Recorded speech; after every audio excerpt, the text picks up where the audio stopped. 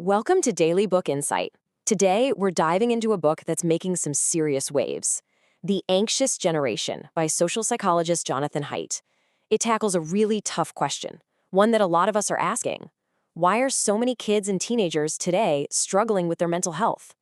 Haidt's answer is bold, it's provocative, and it points right at the devices we all carry in our pockets.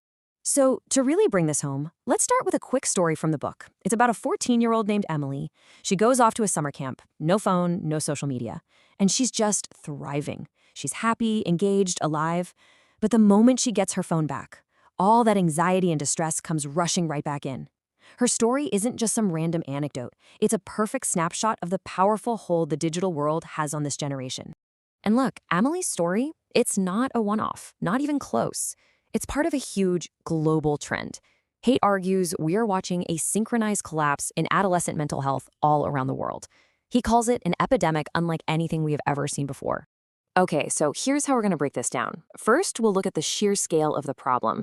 Then we'll dig into Haidt's central idea, what he calls the Great Rewiring. After that, we'll explore the 4 specific harms he says this is causing, touch on the big scientific debate that's erupted, and finally, we'll look at the path forward that he suggests.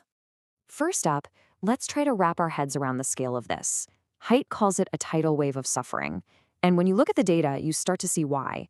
He shows that around the early 2010s, something fundamentally changed. And the story the numbers tell gets pretty terrifying. Get ready for this number, because it is a real gut punch. Between 2010 and 2020, just one decade, the suicide rate for American kids between 10 and 14 years old shot up by 121%. I mean, that's just staggering. And this isn't just based on surveys. He points to hard data like hospital admissions for self-harm that show the exact same horrifying trend. And here's the really crucial part, the timing. You look at the graphs, and for years, rates of anxiety and depression were pretty much flat, stable. Then, right around 2012, they just go vertical, especially for girls. It wasn't a slow creep, it was like a switch was flipped. And this wasn't just in the US, it happened in the UK, Canada, Australia, all at the same time. So the billion-dollar question is, what on earth happened around 2012? This brings us to Haidt's core theory, a monumental shift that he calls the Great Rewiring of Childhood. Just think about that little window of time from about 2010 to 2015. It was a perfect storm, right? The iPhone gets a front-facing camera, and suddenly selfies are everywhere. High-speed internet becomes ubiquitous. And these super visual, highly addictive platforms like Instagram and Snapchat just explode in popularity. In what felt like the blink of an eye, childhood itself was transformed from being play-based to being phone-based. Now, this was a huge trade. For basically all of human history, kids grew up in a play-based world. They learned social skills, they took small risks, and they built resilience through real-world trial and error. Haidt calls this becoming anti-fragile, meaning they actually got stronger from challenges. The phone-based childhood flipped that script entirely. All of a sudden, we had kids who were super protected in the real world, but left completely exposed and underprotected in the online world, making them more fragile.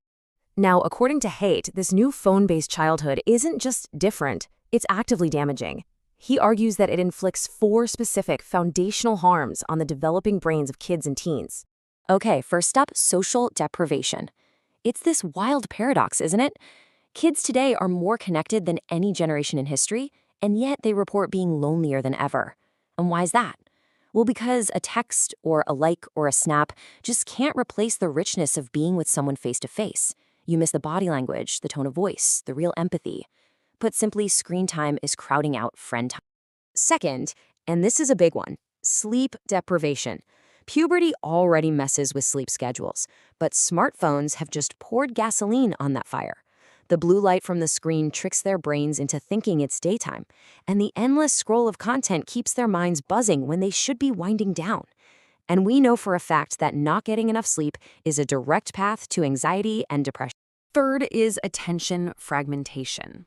A developing brain desperately needs to learn how to focus, to get into that state of deep concentration. But the constant barrage of pings, notifications, and alerts from a phone trains the brain for the exact opposite, for distraction. It makes it almost impossible to get lost in a book, or a tough math problem, or even just a real conversation. And that state of constant partial attention is itself a source of anxiety. And finally, we have to talk about addiction. This is so important. These apps are not neutral tools. They are designed by some of the smartest people in the world to be as addictive as humanly possible. They are built to hijack our brain's reward system. Every like, every comment, every share delivers a tiny little dopamine hit that keeps you coming back for more. It's a compulsive loop that grown adults have trouble breaking, let alone a 13-year-old. But it's really important to say that not everyone is on board with Haidt's theory. His bold claims have ignited a really fierce debate in the scientific community. He's arguing that the phone-based childhood caused this crisis, but many other respected researchers are saying, not so fast. The whole debate really boils down to that classic scientific problem. Correlation is not causation. Skeptics point out that just because teen anxiety and smartphone use went up at the same time doesn't prove one caused the other. They argue that maybe other things are to blame, like economic anxiety, political division, you name it. They also point to hundreds of studies that show the link is weak or mixed. One famous paper even said the negative effect of screen time on well-being is about the same as the effect of wearing glasses. And there are some really prominent critics out there, like psychology professor Candace Odgers. She wrote a blistering review of the book in the journal Nature, saying his core claims are just not supported by the science. Her fear is that by blaming social media, we're actually getting distracted from the real causes of the youth mental health crisis, and that rushing to make policy based on what she considers weak evidence could actually do more harm than good. So, in the middle of all this intense debate, what does Haidt suggest we actually do? He says we're all stuck in what's called a collective action problem. No parent wants their kid to be the only one in their class without a phone, so everyone gives in. He argues the only way out of a collective trap is with collective action. He proposes 4 simple, clear norms that he thinks could totally reverse this trend. If, and it's a big if, we all do it together. 1. No smartphones before high school. Give them a basic phone that can call and text, not a 24/7 portal to the internet. 2. No social media before 16. Let them get through the most vulnerable stages of puberty without the constant pressure of social comparison. 3. Phone-free schools. Simple. Let school be a place for learning and human connection. And 4, way more independence and free play in the real world. And that last one, that really gets to the heart of his entire argument. He says we made 2 massive mistakes at the exact same time. We started overprotecting our kids in the real world while we were underprotecting them online. The solution? We have to reverse both of those mistakes. We have to let them take small risks, figure things out on their own, and build that real-world resilience, that anti-fragility that they so desperately need. And for anyone listening who's thinking, okay, this sounds good, but what can I actually do? Haidt hasn't just written a book, he's started a movement. His website is packed with practical tools, guides for schools, email templates to send to other parents, links to smartphone alternatives, all designed to make it easier for communities to actually put these ideas into practice. At the end of the day, whether you end up agreeing with Haidt or with his critics, the book leaves us all with this one profound and incredibly urgent question. Our kids are the first generation in history to go through puberty with a portal in their pocket that connects them to billions of people. We've been running this massive, unprecedented experiment on them without really thinking it through. The results are starting to come in, and they don't look good. The question for all of us now is, what are we going to do about it?